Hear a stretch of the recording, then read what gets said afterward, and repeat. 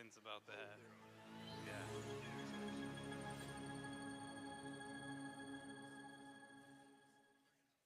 That's nuts. Hey, how you guys doing? Matt and I were just talking about pasties. Do you know what pasties are? Do you eat them with you all eat them with gravy or ketchup? Okay, that's cool. That's going to be my new icebreaker question to get to know people. Be like, do you like that with gravy or ketchup? How are you guys doing today? Man, I am so excited to be here. Like all week at VBS, this has been such a fun week. Then we've got worship in the park. Like you're gonna get a little taste of all those things today. As you can see, like we're still set up from VBS this week and wanted to keep that party going.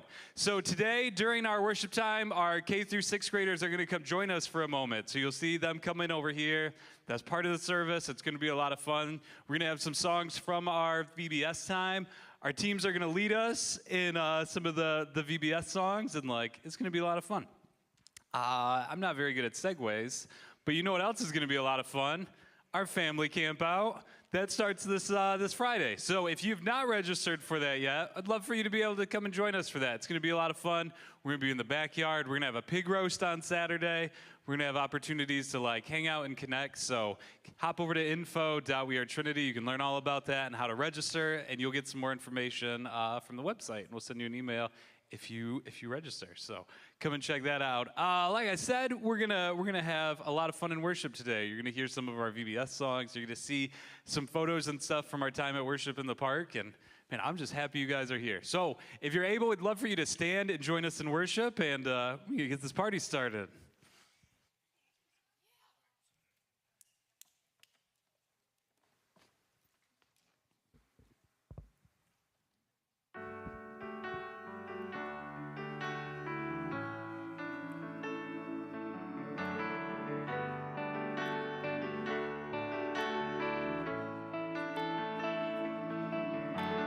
Higher than the mountains that I face,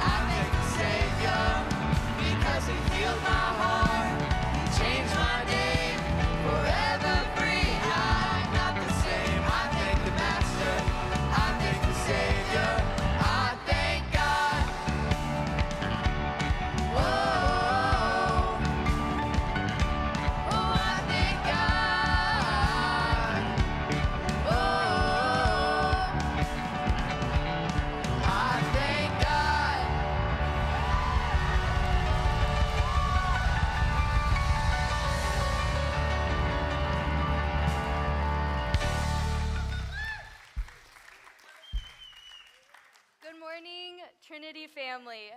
My name is Madeline Crawford. This year I had the joy and honor of being on the elementary VBS worship team. And right now, I would like to invite our 1st through 4th grade friends in here to come up to the front. You guys want to come on up?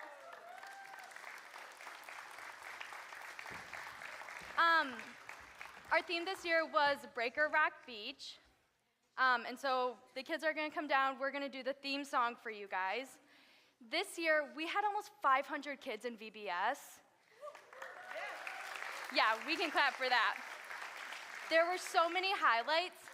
Something we have at VBS, we have the good stuff, the better stuff, and the best stuff. Some of the good stuff is recreation, snacks, crafts, and all the fun things we get to do at VBS. Even better than that, we get to do it together. We have so many people that join with volunteering and so many kids. It's just all hands on deck and just getting to do it as a community. And the best stuff is just learning more about God and who he is. This year, we had 6 kids make the decision to give their lives to Jesus and choose him as their forever friend. And then we had 77 kids choose to renew their relationship with God. So awesome. And so it is just so fun getting to see that piece of VBS. There's so many fun things and so much fun stuff to do, but man, it is so cool to see how God works in these kids and uses volunteers. It's really a blessing to everyone. So, are you guys ready to do the theme song? Yeah? All right, you guys can come up in front right here.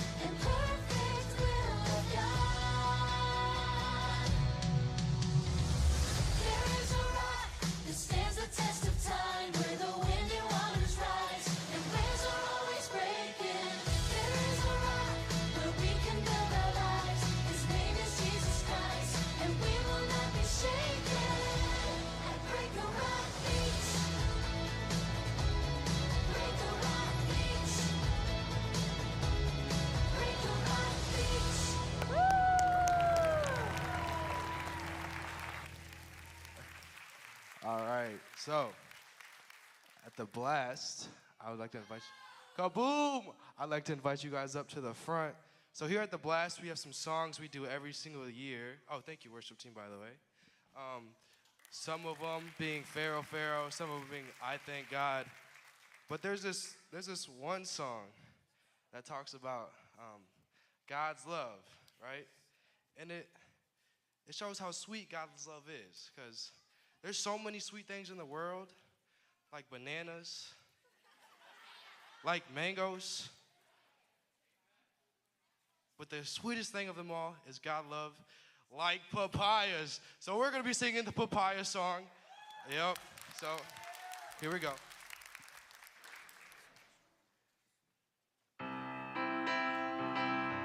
Hey, when I say papayas, I need you guys to yell papayas as loud as you can, okay?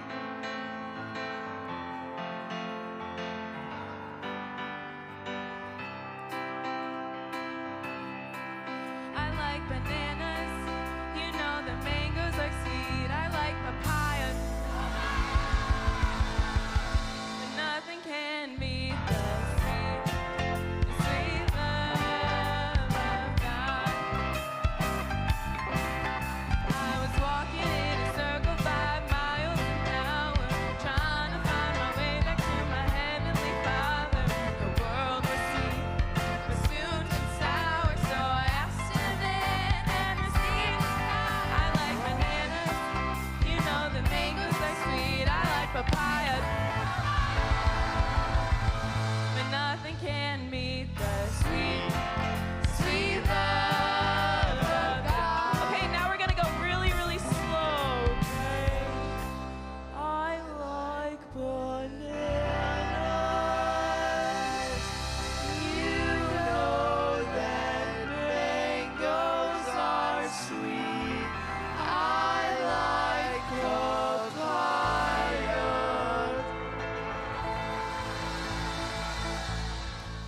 but nothing can beat that sweet, sweet love of God. Okay, really, really fast. A 1, 2, 3. I like bananas. You know the mangoes are sweet. I like papayas, but nothing can beat that sweet, sweet love of God.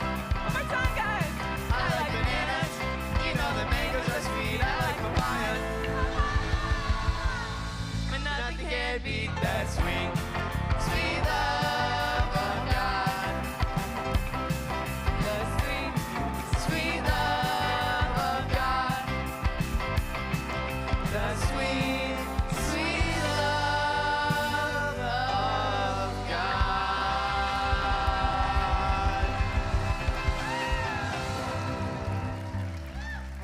You guys did awesome. Thank you so much for joining.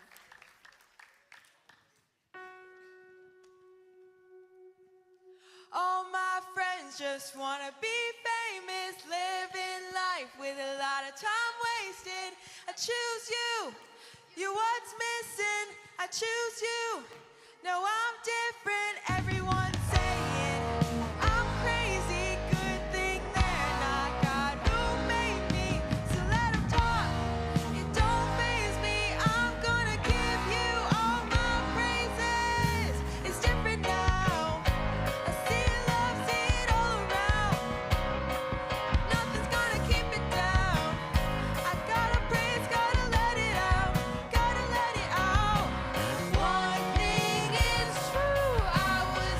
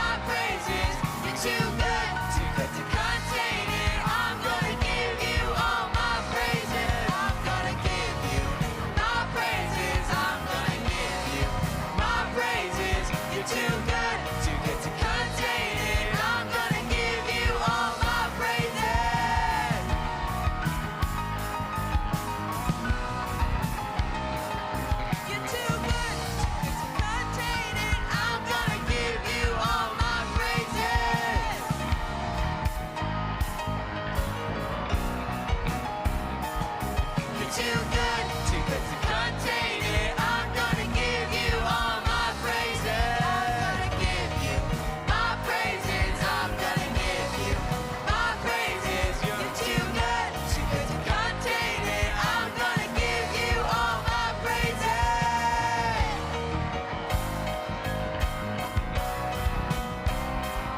You're too good to contain it. I'm gonna give you all my praises.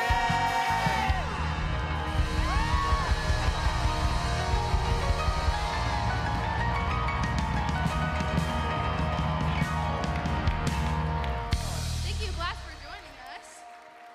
Amen. Or you guys can take your seats. Yeah, man, I'm all woken up now. Like, hey, my young people, thank you guys for joining us today. Like, you guys are gonna head back to your rooms. Like, have a great time in your class. Whew. All I can think about now is like papayas. Oh, y'all didn't do it. Hey, there you go. Hey, man, that was so much fun. Like, and you're gonna see on the screen behind me here as these guys head out, like, our Worship in the Park opportunity was so much fun. Like, to be able to be out there, yeah, Marla was there. Like, there's baptisms that happen. There's all these, like, it was just a great time. So you're gonna see some of those pictures up there as I talk about it. Like, we shared some original songs. Like, our worship team led us in music that they wrote. Like, that was incredible, and it was just a great time. And I'm always grateful to be able to go to the lake and worship with my church family like that, and it was just fun.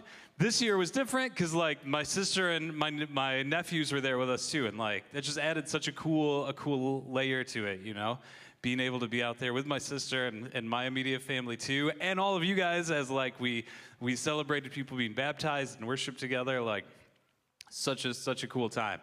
I am going to invite our atrium host to receive the offering, and I'm going to talk a little bit more about VBS for a second. Like, at Trinity, we talk about creating environments for God to grow and connect with your kids, yeah? Like, that's part of what we talk about in spiritual parenting, is creating these opportunities like that. And VBS is one of those cool opportunities. For a week, the kids get to be here.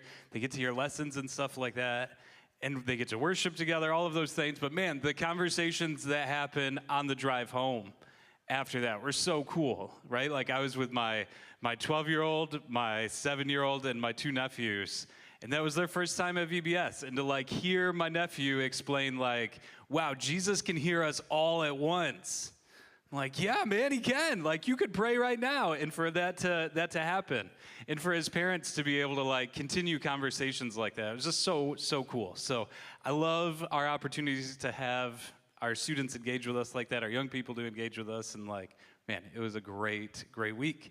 This weekend coming up, I just was looking at the weather. I'm less excited about it now because it looks like it's raining. Which now every time it rains on my camping trips, I call it the Diaz curse, because Ben has said every time you go camping, it's going to rain. So we're still going to have fun. If you come camping with us on Friday or on Saturday or on both, like, we're going to have a really good time. So you can hop over to info.wearetrinity and learn all about that. You can get your family registered to come and hang out. Like I said, we're going to have a big roast on Saturday. We're going to have breakfast and dinners and stuff like that, and it's going to be a lot of fun. So I hope you join us, and I hope you pray that the rain does not come and the Diaz curse of rain ends. So please check that out on info.wearetrinity. And now I'm going to invite Ben to come and continue our series. Yeah. Thank you, BT. Good morning, everybody. Yeah, it's good to see you all. It was a week full of so much energy and life. So for all of you who served at VBS, and even if you were one of those that had to wake up and bring people here or helped with rides, it was worth it. The value and the significance of this past week will ripple well beyond all the things that happened here. And we didn't want to forget, so we left some of those types of reminders, like the stage looks like that, because, yeah, we want to continue with the momentum of God's goodness. Today, let me ask you this question to start. Has anyone here ever said something and immediately wished they could take it back? Yeah? Right? And if you're not raising your hand, we all know that feeling. And we won't start with the kind of the ones that make you embarrassed, but I think we all can relate to this one when you meet somebody and you forget their name, but you decide to just full send it anyway and just call them confidently by the wrong name. And it's funny when they don't correct you, and then you find out like months later that their name was something else, right? That has happened to me. And I've done the other thing before. It's like, yeah, my name is Brad. That's fine. We'll just go with that. Or this one, this happened yesterday, actually. You've probably been on the receiving end of this. You think somebody's saying hi to you. So you confidently, oh, hey, how's it going? One of two things is happening. There's either someone behind me out of my line of sight, or this is what happened. They're on their AirPods. And they're not talking to me, and you're just like, oh, man, I wish I could take that back, right? So here's something that I found on the internet that some people confess to, things that they immediately wish they could take back. One person wrote, I held the door open for a woman, and she said, thank you. I tried to say, you're welcome, or not a problem, but my mouth said, you're a problem. I went to say medium meal when reading out an order to a customer. All that came out was meep, meep. I didn't correct myself. I just stared at them. When I was in court, I forgot what to call the judge, and I accidentally called him Your Majesty. And he was like, what? And I repeated it. This one is not a word thing, but this is one where you wish you could have it back. I just hugged my dentist thinking he was going in for one, but really he was just taking off my dental bib. So yeah, all these things where we just immediately regret the things that we just did. And we've been talking in this series about words creating worlds. And so what kind of world do you want to create? For today, what we want to focus on is this. We can either create a world of wisdom, or as the Bible calls it, a world of foolishness. So we're going to focus on that. And it's going to be one where you'll notice that the words that we choose, even in our everyday interactions, will really shape our lives and really the trajectory of our lives, as we'll see in today's story. To kind of understand a little about biblical wisdom, because yeah, we kind of know conventional wisdom or common sense, but there's biblical wisdom, and there's a book in the Bible, the book of Proverbs, that's devoted to really kind of giving you an ingredient list. Does anybody here like to cook? Yeah, I love to cook. And when you have ingredients, those ingredients really determine the types of flavors that come through in your cooking. And so it's important to kind of know the ingredient list of what wisdom is and what foolishness is. So you'll notice this, the characteristics of wisdom in the Bible, here's some of them. If you're honest, that's one of the ingredients. You're teachable, humble, encouraging, disciplined, discerning. Discerning means that you make good decisions and you know right from wrong. And generous. So if you flavor your words with these ingredients, then that's the flavor of wisdom. However, if you choose to flavor your words with what the Bible calls what fools would flavor their words with, you would have this flavor of being deceitful or stubborn or arrogant, quarrelsome, lazy. You love to talk about people. You just gossip, right? That's seasoning it with foolishness. Or you're just greedy with your words. You take all the time with your words, right? You don't let other people talk. So keep that in mind, this ingredient list in terms of how words are being flavored and with these ingredients, and then what kind of flavor comes through and how people respond. So we're going to be in 1 Samuel chapter 25. So turn to that in your Bibles. We're going to start in verse 2. So 1 Samuel chapter 25. In your pew Bible, if you're following along, it's on page 247. And as you turn there, I said 247. As you turn there, this particular story highlights King David, and he has an interaction with a married couple, and the power of each of their words and in their everyday actions, just like we talked about, those everyday actions really change the trajectory of each of their lives. So let's start in verse 2 of 1 Samuel 25. I'm really excited about this story because it's well known enough, but not so well known that you have to kind of lean in and be like, how does this go again? What? This is in the Bible?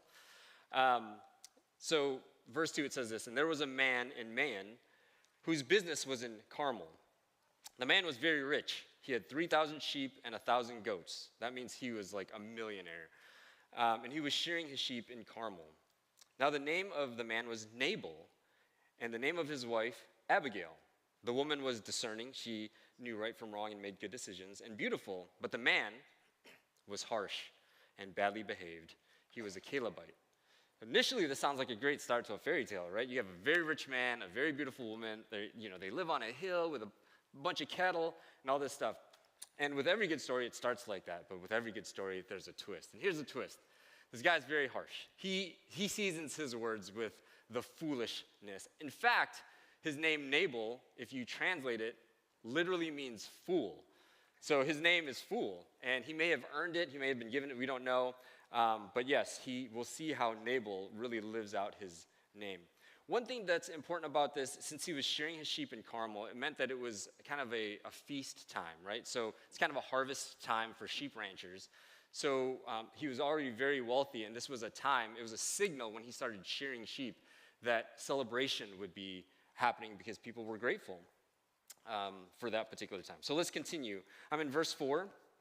David heard in the wilderness that Nabal was shearing his sheep. So right away, he's like, okay, this is my cue. So David sent 10 young men, and David said to the young men, go up to Carmel and go to Nabal and greet him in my name, and thus you shall greet him. Peace be to you, and peace be to your house, and peace be to all that you have.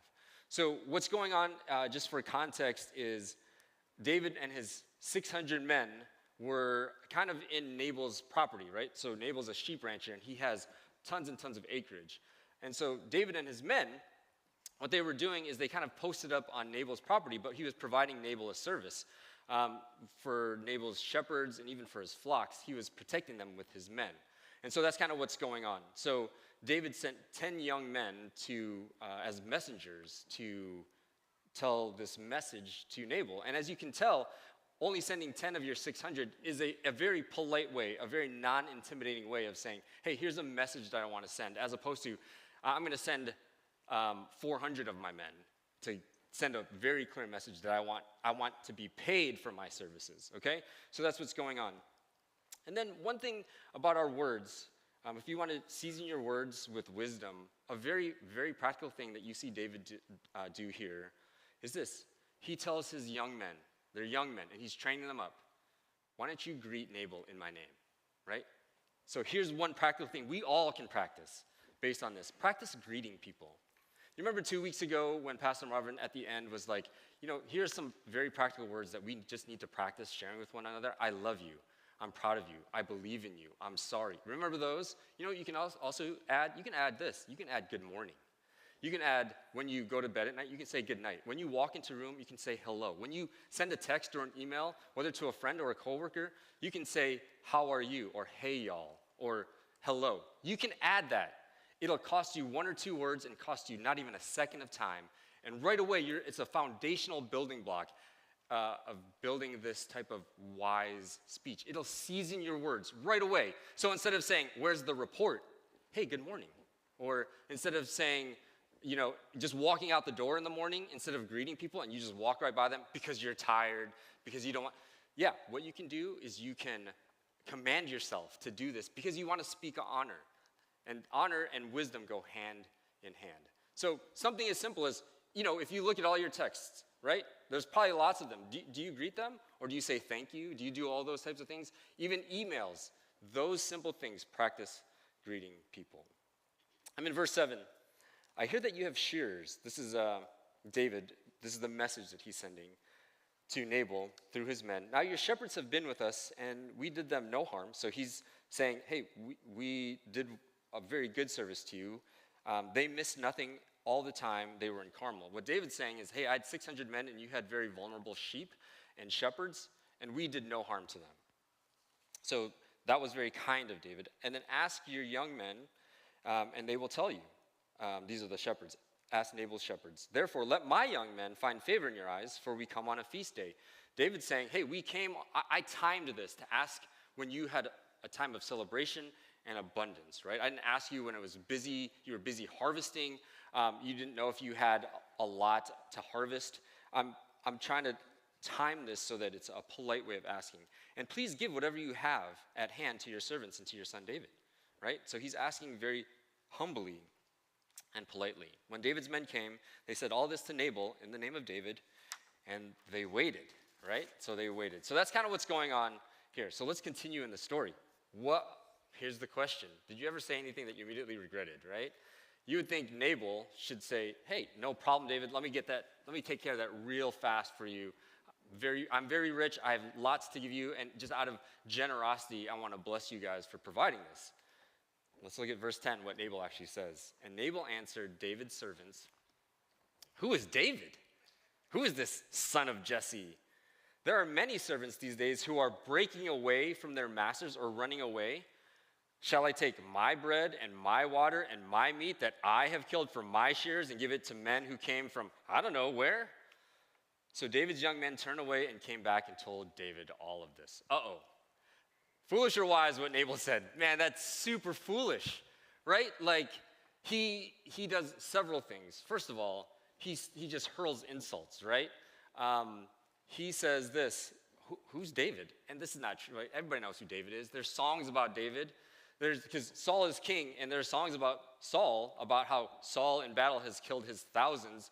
There are songs about David killing his 10,000s, right? Everybody knows who David is. So right away, Nabal is just being a stubborn fool, saying, who's this David, right? Out of Nabal's own arrogance and really foolishness, he hurls an insult. And he insults his whole house, the son of Jesse. Who's that, right?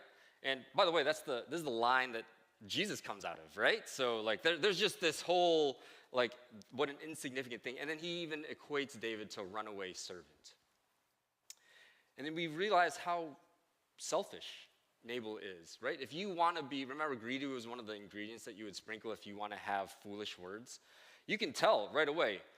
The amount of times he says my or I, like my shares that I, that I have given to my men, take my bread and my water and my meat and my, right? If you want to sound like a fool, talk like that, right? It's my time or my team or my people or my, right? As opposed to this is our, this is our project. This is what we can do, right? Or focus on them or like, how can I help you, right? So we want to sprinkle our words with wisdom.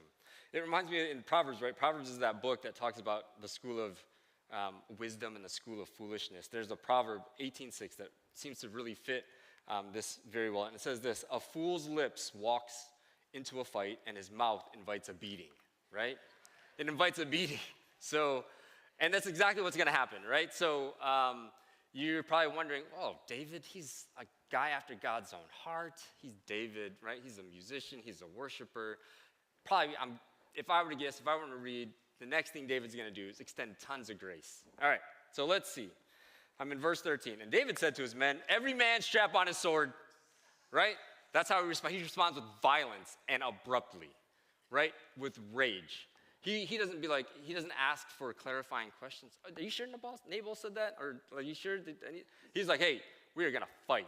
And not just fight. He's sending a message that he wants he took 400 of his men. So it says, and every man strapped on his sword. David also strapped on his. And about 400 men went up after David. 200 remained with the baggage, right? He sent 10 to send a message. Now he's sending 400 to send a different message. And the message is death and slaughter, right? So David gets offended with one comment, right? And here's the thing to help us learn to use our words more wisely. You remember if you were here on the first weekend that started the series, Marvin Jr. talked about what's in our heart really comes out, right? What's inside of us comes out. He actually used that, kind of graphic imagery of vomit, right? Like you can tell the contents of what you've eaten because of what you vomit out. You can kind of tell, right? So one of the things that to help us with our words, this is very important, myself included, you got to become more unoffendable. You got to become more unoffendable. You just can't get so offended by so many things, right? Someone made a comment about, what? Who's David? They talk about, they don't think I'm significant? They don't hear the songs, right? We could tell for David, son of Jesse, young son that was kind of passed over, if you know the story, other brothers, right? Probably significance was probably something that he needed to be aware of. He needed to be aware of the things that was going to trigger his anger. And it was very clear, right? He's got to become more unoffendable. A simple comment from a guy, a fool, a guy named Nabal is enough to say, all right, blood will be shed today and swiftly, right? And how often do we do that? In other ways, right? Did you just call me short, right? Why is that funny? I'm just kidding. Or whatever it is, or something, some way that you look, some way that you sound, how poor or rich you are, or how significant you think, or how you feel like in a friend, you know, or what you watch in the news, or what you read online, how quick, any of us, right? Myself included, get offended. So we need to become more unoffendable, because why? If the quicker you get offended, the quicker you use foolish words, right? So know what triggers your offense. One great way to do that, don't take yourself so seriously. I'm going to say that again. Don't take yourself so seriously. Laugh at yourself, right? If you drop something, if you kick over, a water bottle, laugh at it. You know, if you make a mistake, it's all right. Your identity is not wrapped up in how well you perform for other people. It's not. Like, your identity is not up for grabs today. So just don't take yourself so seriously. All right, we're going to skip ahead. So the verses 14 through 17, essentially, this is what happens, right? So Nabal's servants catch wind that's about to go down, right? David is bringing 400 men, and they're a bunch of shepherds, right? They're a bunch of sheep ranchers. They're not an army. David, he has soldiers. So they know that David's coming for them, so you know what they do? They go to Abigail. Remember Abigail, Nabal's wife? She's beautiful and discerning. They go to Abigail and say, what should we do? You got to do something. They don't go to Nabal. It's very clear that if you had to choose between Abigail and Nabal, they go to Abigail very quickly. And here's why. I think one of the things to help us with our speech, to become more wise with our speech, very simple, very practical, easy to remember, but very difficult to do. Even as simple as it is, think before you speak. Especially, and here's the thing, in my everyday speech, your everyday speech. We got to think before we speak. In our everyday speech, we haven't heard Abigail say anything yet, right? But we know that she's beautiful, and we know that she's discerning. And we know her servants, they meet up with Nabal and Abigail on a day-to-day basis. And it's very clear, because of their everyday interactions, guess who they're going to? In a time of crisis, guess who they go to? They go to Abigail. They don't go to Nabal. Nabal's a fool. They know that, not because of just what happened. They know that because they lived lives with. They've seen him operate on the everyday. And they've also seen Abigail in the everyday. You want to change how you react in stressful moments? Change how you act when there is no stress, right? Use your words in everyday speech. That's why practicing greetings is very powerful, because it leads your posture of like, oh, I'm going to honor the other person, as opposed to, I'm too tired to talk right now. I don't want to greet you anyway, right? You build that upon, all of a sudden, you've built a brick wall of like, all of a sudden, you're speaking foolishly because you're not honoring other people. So think before you speak, especially in everyday speech. You want to practice this? Practice it this way. When you go to retail stores, when you go to restaurants, when you're on the phone with Comcast customer service. Right? That's everyday speech.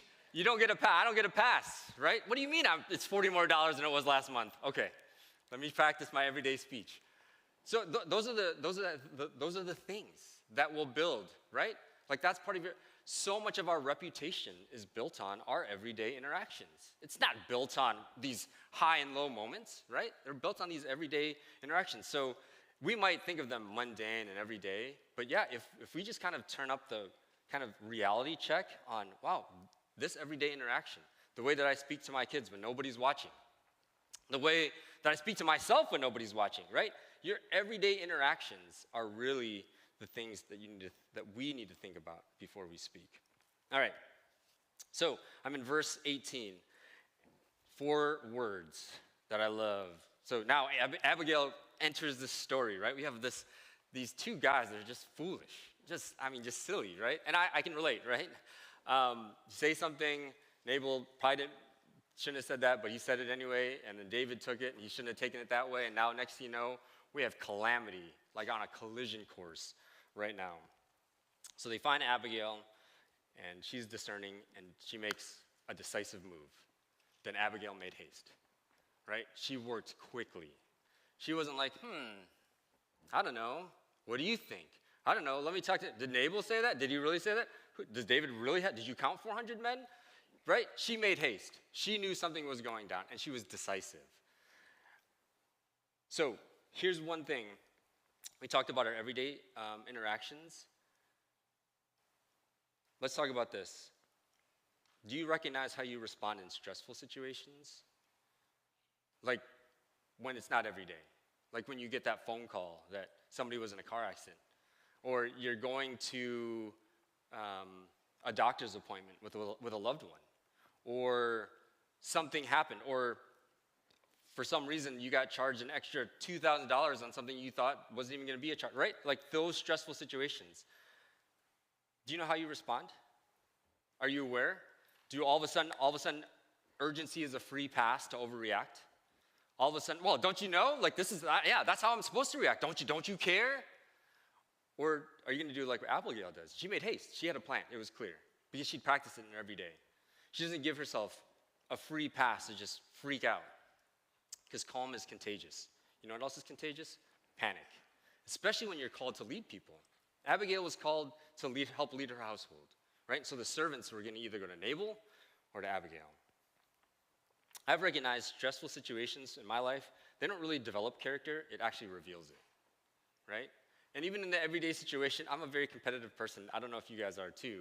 But like when there's sports, when you're just playing a friendly game of sports or like a board game, right? That becomes a very stressful situation if I'm not like winning. So I recognize that if those types of things, that is what is revealing character. It's not actually developing it. So what Abigail did is this. She made haste and she did what Nabal should have done right away. She took hundreds of loaves of bread, skins of wine, sheep, clusters of raisins, and gathered them very quickly, loaded them up, and went down to meet David and his men as a thank you. She was decisive, she was generous, and she was filled with gratitude for what those men did for her household. All right, so if we continue to kind of see what's going on, here's where we talked about the ingredients list of what wise words.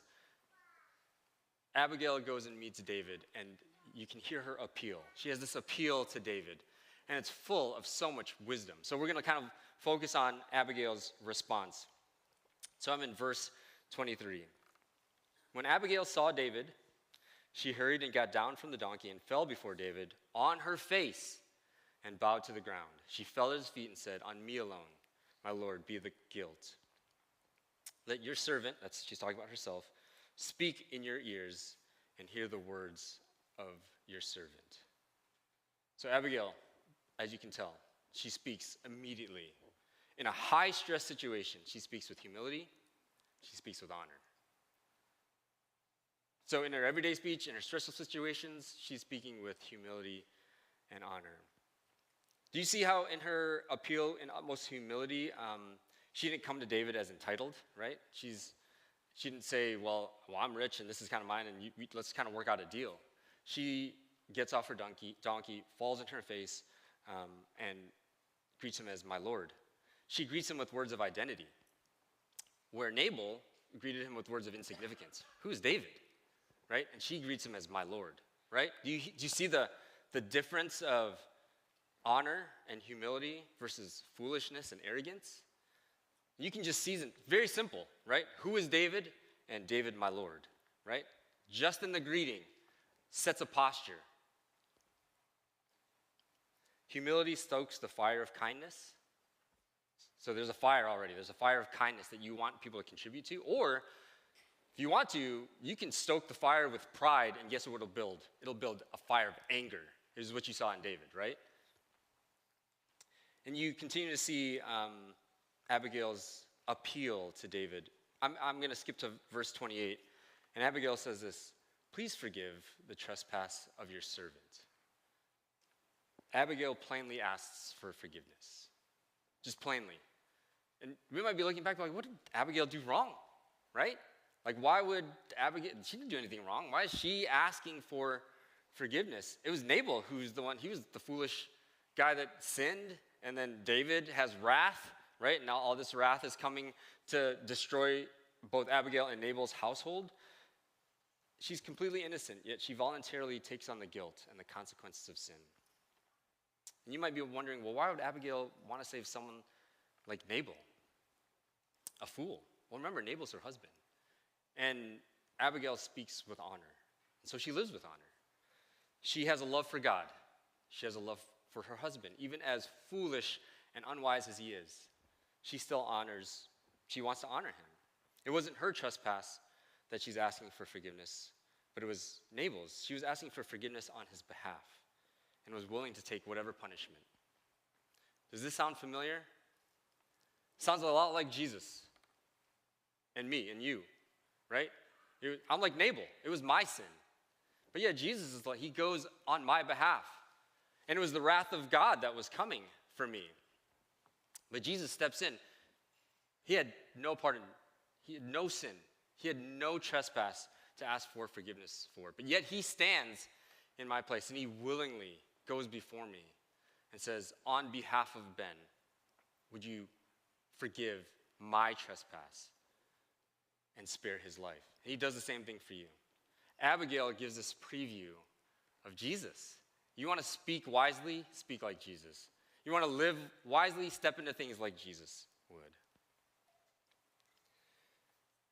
The rest of verse 28 says this, for the Lord will certainly make my Lord a sure house, because my Lord is fighting the battles of the Lord, and evil shall not be found in you as long as you live. So what you see here is Abigail reminds David of his identity and God's purpose for his life. I love this kind of play on words. If you look at the verse again, it says, for the Lord, capital L-O-R-D, the Lord God will certainly make my Lord, lowercase L-O-R-D, which is David, a sure house, right? That's purpose, because my Lord is fighting the battles of the Lord. David is a warrior that fights God's battles. She's speaking identity and purpose for David, as opposed to, why are you in such a hissy fit right now? Why are you acting like this, right? She doesn't do that. She speaks identity and purpose. Abigail believes the best about David, even when he's at his worst. I'm going to say that again. She believes the best about David, even when he's at his worst. I've heard it said something like this, is people that are most unlovable are maybe the people who need love the most. But we don't want to do that, right? You treat me with contempt, I'm gonna dial it up, and you get that back. You raise your voice at me, I'm gonna raise it even higher. You look at me like that, I'm gonna look at you like this, right? It's kind of like that, as opposed to who's gonna break the cycle, speak wisely, and become more humble. Well, it's not gonna be me, then it must be you, right? That's what Abigail is demonstrating. She calls out identity of who God is and reminding David of his purpose for God. And she reminds David, like, he's a leader, right? So she believes the best about him, even when he's at his worst. He's in a fit of rage, right? He's, as my kids would say, he's standing on business, right? And he's pressing Nabal, and he's going to fold him up like a table, and it's not going to be good for anybody if this continues. So Abigail continues in her appeal. Verse 29, if men rise up to pursue you and seek your life, the life of my Lord shall be bound in the bundle of living in the care of the Lord your God. And lean in for this part and see if a particular word reminds you of another David story. And the lives of your enemies he shall sling out as from the hollow of a sling. Right? That word sling should remind you of when David defeated Goliath. Actually, when God defeated Goliath through David, right? This is what Abigail is doing. Abigail is reminding David of the good things God has done. Even in his fit of rage, when you have people in a fit of rage, remind them the good things that God has done in their lives. Maybe that's what they need. They don't need you to wag your finger in their face and say, you sit down, you calm down, you sit. Maybe it's something like what Abigail's doing, is remind them of the good things God has done. Do you remember the good things that God has done in your life? Yeah? Like, I know you guys have seen this cup before, but yeah, like I need reminders. I need to be reminded that one thing that God has said to me is, Ben, you are thought of well and you are thought of often. And I choose to drink out of this cup every single day, right? This is the type of cup I want to, it's not the cup of offense. Oh, I'm going to see how I can get offended today. I'm going to see how I can kind of stir up some more anger around me today. We don't drink from that cup, but we forget. We forget the things that God has done, the good things that God has done. So maybe you just need to spend some time and be reminded. You need to remind yourself, what are the good things God has done? Yeah. Here's the other thing. When God does good things to people around you, celebrate it with them and remind them, right? Sometimes I'm so focused on myself. I was like, man, I got to remember the good things God has done for me. You know what? I need to remember the good things that God has done for other people and help them remember so they can speak with wisdom and they can speak with love and words that are seasoned with the good things God has done. So yeah, Abigail, she knows the story, right? Nabal says, who is David? Abigail's like, I know you. God used you to defeat Goliath with a sling. She remembers. Nabal's a fool, right? Abigail is wise. And she remembers and calls it out, even in times of stressful moments. And I'm in verse 30, and when the Lord has done to my Lord, according to all the good that he has spoken concerning you, and he has appointed you prince over Israel, Abigail is reminding David of God's promise, that she guided David to look beyond the immediate and look beyond into the future, which is becoming prince of Israel and eventually king. Verse 31, my Lord shall have no cause of grief or pangs of conscience for having shed blood without cause for my Lord. So she's talking David down, and she's pointing David toward reason and away from regret. She points him toward reason. She's asking him not to do something he's going to regret. And here's the thing that I love what she does. Abigail calls David up instead of calling him out, right? By reminding him of his purpose, of his identity, of the good things God has done, as opposed to, man, you really lost your temper, or why are you coming up here with 400 men, or what kind of leader are you if you're going to do this, or would you murder so many innocent people when it's just my husband? Like, she doesn't do any of that. She calls him up.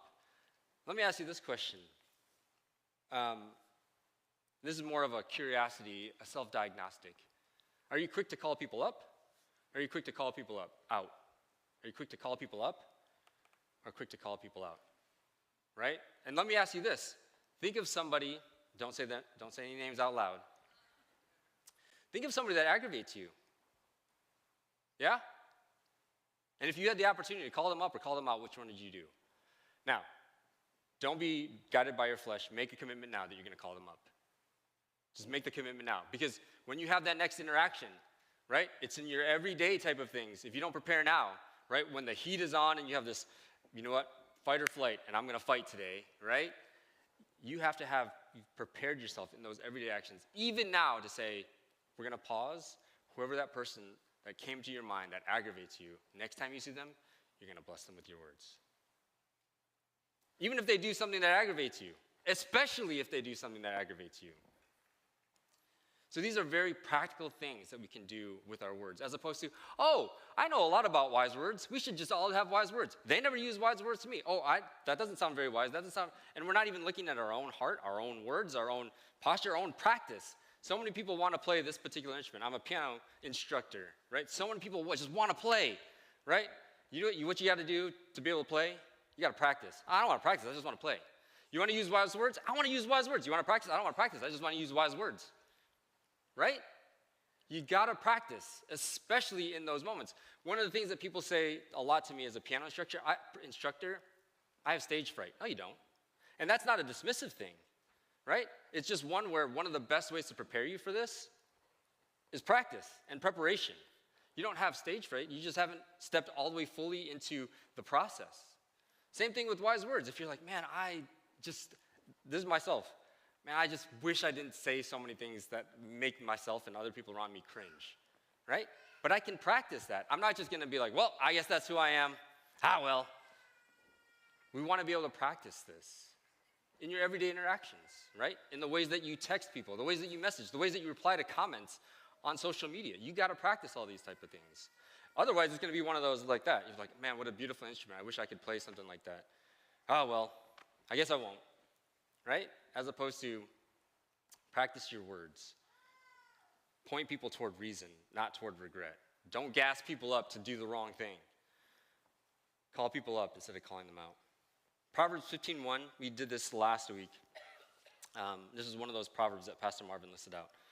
A gentle answer turns away wrath, but a harsh word stirs up anger. Use gentle answers to turn away wrath, right? You can speak with authority, and you can speak with gentleness at the same time. I need to hear that from myself. You can speak with authority and gentleness at the same time, right? So you don't have to just be authority, this is my authority, and this is my, I'm just gonna, right? You can do both. And Abigail did both. This is how this passage finishes in verse 32. David said to Abigail, "Blessed be the Lord." So David, it worked. Wonder how David responds to Abigail's plea and her appeal. It works. All those things, it works. He immediately thanks God. He blesses God. Blessed be the Lord, the God of Israel. And he receives the blessing that God has given through Abigail, who sent you this day to meet me. David recognizes that God, in his grace and God's wisdom, has sent Abigail to meet David before he just wiped out Nabal's household and would have regretted and had that kind of bloodstained guilt on him for the rest. He hadn't even ascended to the throne yet. Saul is still king. Blessed be your discretion, right? That's a word that describes her, your decision-making, your ability to know right from wrong. And blessed be you, Abigail. You have kept me this day from blood guilt, from wiping out a household, and from working salvation with my own hand. From taking matters into my own hand and thinking, you know what? God's not going to take care of this. I will.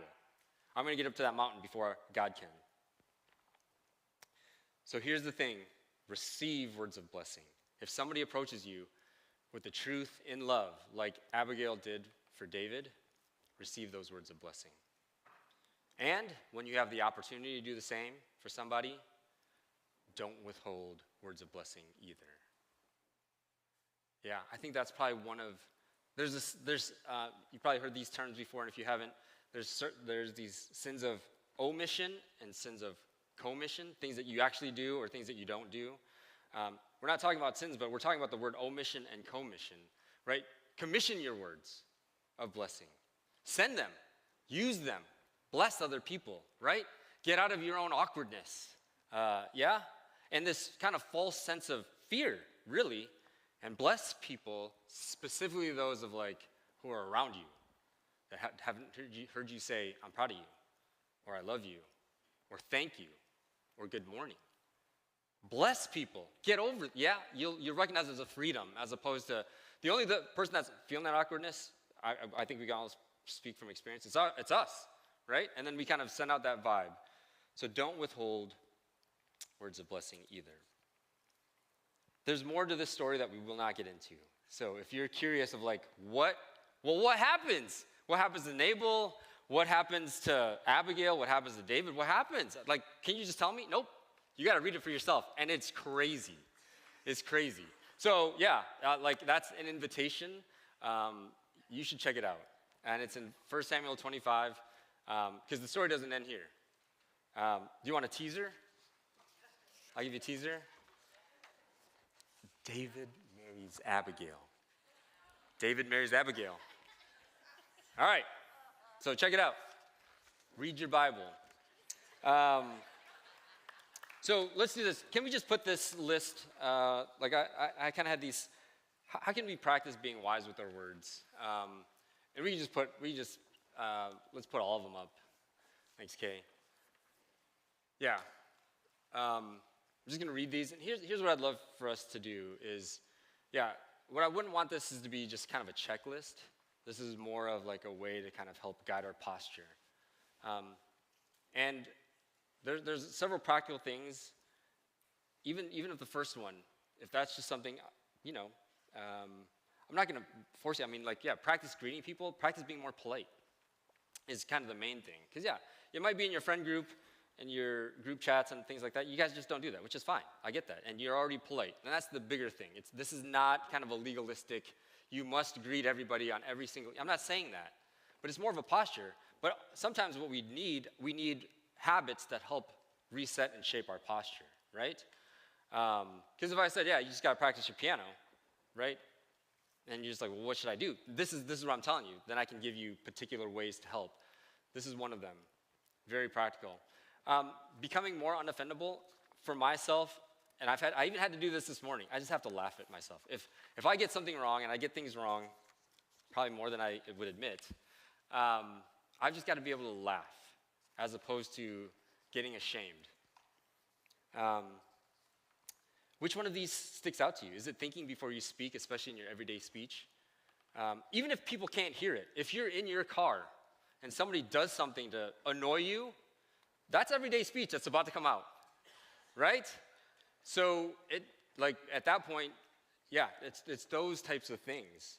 Whether other people can hear it or not, those are the types of things to practice. How do you respond in stressful situations, right? And I'm not talking about necessarily always life-altering stressful situations. What if you sent either an assignment for school or some type of report that you needed for work and nobody got it, or you did something wrong, and that feels stressful to you? How are you going to respond, right? Are we going to blame other people, or are we going to still greet them, talk things through?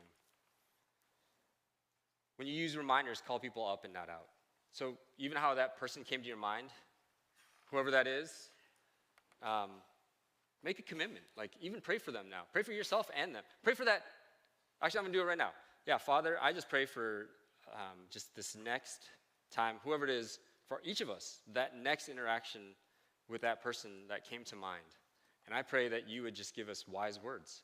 And even if we're feeling aggravated, or our heart rate increases, or our blood pressure goes higher, that even then we would sense the presence and peace. You will keep in perfect peace those who love you. And so, yeah, I just pray for a steadfastness for that moment, and we pray your blessing of wisdom over it. Use gentle answers to turn away wrath.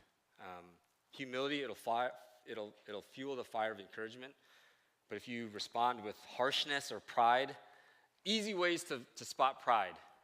If you're quick to criticize, if you're quick to compare, and if you're quick to compete. Yeah? That's not in a book. That's the book of Ben Diaz right there, right? I just know those, and they all happen to start with C, and I'm very familiar with this. I just turned 45 this past week, and those types of criticism, comparison, and competition, those are things right away I can tell. Okay, yep. That's pride. And then here's the last thing: receive words of blessing. Don't withhold them either. Don't withhold words of blessing. You know what you can withhold? More of your opinions. Yeah? If you're going to withhold something, don't withhold words of blessing. Withhold opinions. That's me talking. Yeah, this is God talking to me. Release words of blessing and receive words of blessing. Don't withhold words of blessing, but withhold more of your opinions. All right, let's do this. That's all we have for today. So the invitation right now is I invite you to stand, and we're going to pray. And as we do that,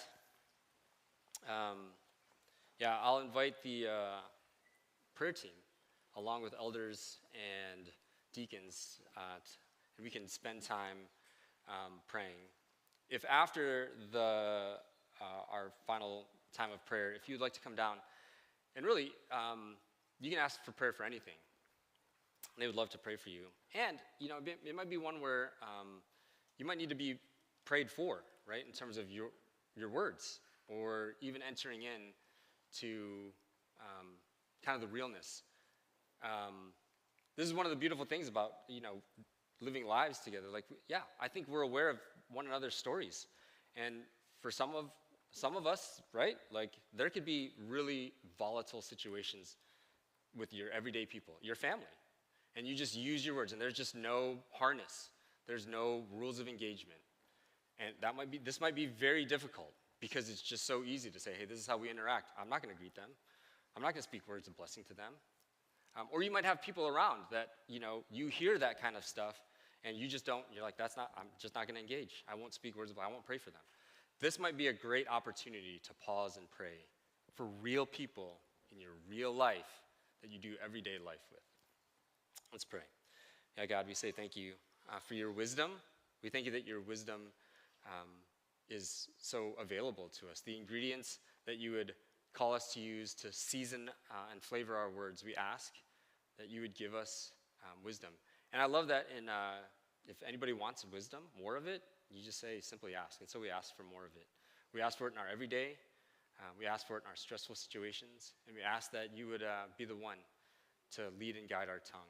So as we've had these last 4 weeks of words creating worlds, that we wouldn't just simply be like, oh, that's some good knowledge, but that we would apply that knowledge and recognize that it's wisdom that we're after that comes from you, empowered by your Spirit.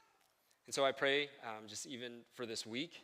Actually, I even just pray for these next 42 minutes, right, of just our words, that we would just have a higher level of desire to use our words to honor, to be more humble in our words, to express gratitude, to greet other people, and ultimately to be shaped by you so that we can honor and glorify you, not only with our words, but with our lives as well. And everybody said, amen. All right, have a great week. We'll see you guys.